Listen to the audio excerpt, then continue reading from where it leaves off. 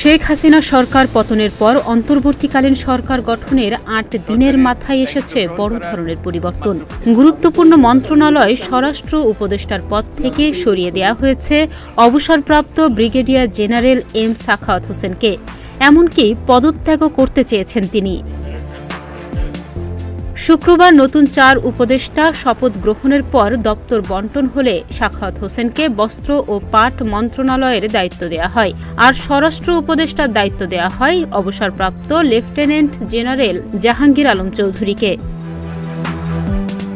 মন্ত্রণালয় পরিবর্তনের বিষয়ে তাৎক্ষণিক প্রতিক্রিয়ায় এম সাখাওয়াত হোসেন প্রতিদিনের বাংলাদেশকে বলেন, বস্ত্র ও পাট সম্পর্কে তার জানার পরিধি কম, সেখানে গিয়ে কি করবেন। তবে মন্ত্রণালয় পরিবর্তন হতে পারে, যেখানে যাব সেখানে যতটুকু দায়িত্ব পালন সম্ভব করব। এখন দেশের যে অবস্থা তাতে হার্ড ওয়ার্ক ছাড়া উপায় নেই। কিন্তু স্বল্প সময়ে কেন এই বড় পরিবর্তন? গত সোমবার ছাত্র জনতার আন্দোলনে আহত আনসার সদস্যদের দেখতে সম্মিলিত সামরিক হাসপাতালে যান এম সাখাওয়াত হোসেন। সেখানে সমসাময়িক বিষয় ও আওয়ামী লীগের রাজনীতি নিয়ে মন্তব্য করেন। তার এই মন্তব্য ঘিরেই সৃষ্টি হয় বিতর্ক। বিশেষ করে বিএনপি এবং দলটির অঙ্গ সংগঠনের নেতাকর্মীরা ক্ষুব্ধ প্রতিক্রিয়া জানান। বৈষম্য বিরোধী ছাত্র আন্দোলনের কয়েকজন সমন্বয়কও এই মন্তব্যের সমালোচনা করেছেন।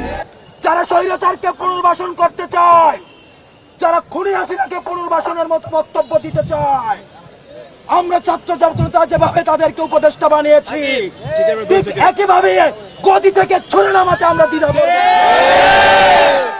নিজের মন্তব্যের জন্য পরে অবশ্য দুঃখ প্রকাশ করেন এম সাখাওয়াত হোসেন। বলেন, একটা ঘটনার প্রেক্ষিতে হইচই হচ্ছে, সেজন্য তিনি দুঃখিত। যদি কেউ হার্ট হয়ে থাকেন, আসলে সবাই সব মিনিং বোঝে না।